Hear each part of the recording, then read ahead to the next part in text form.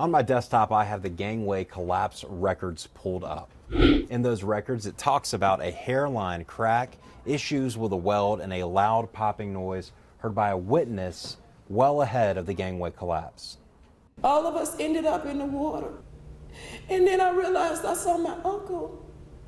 And I said, Uncle Bubba, grab my hand. Can somebody get in this boat? Can someone operate this boat? The gangway collapse in late October killed 7 people, 4 of whom were from Jacksonville. News for Jack's I-Team recently reported that in December of 2023, records show that an inspection was done by Crescent Equipment Company. And the writer says we found no areas of concern to any of the 3 gangways. All welds visible from the topside are properly placed and no signs of fracturing were present. It goes on to say we did a very close inspection from the bottom side to determine that none of the tack welds that secure the decking legs to the crossmember have fractured beyond the few that were originally reported. It also says the decking to sidewall welds, also visible from the top side, are all solid. Those are more critical welds keeping decking in place. The end of the note says, going forward, I would recommend having the local personnel visually inspect the gangways periodically and after any severe weather. But in May of 2022, records tell a different story from one of the gangways. This email chain released by the DNR from May 25, 2022 talks about the loud popping.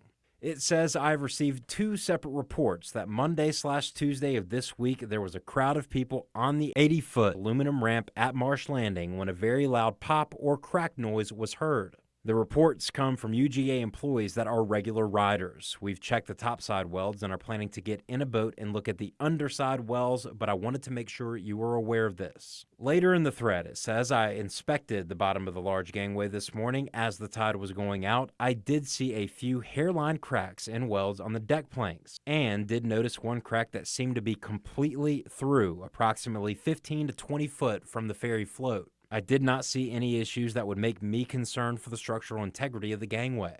The writer of the email goes on to say, I asked one of the first-hand witnesses to the loud pop, Randall with UGA, to describe what he heard and where. He described a loud pop that sounded to him like a weld popping and walked me to the location.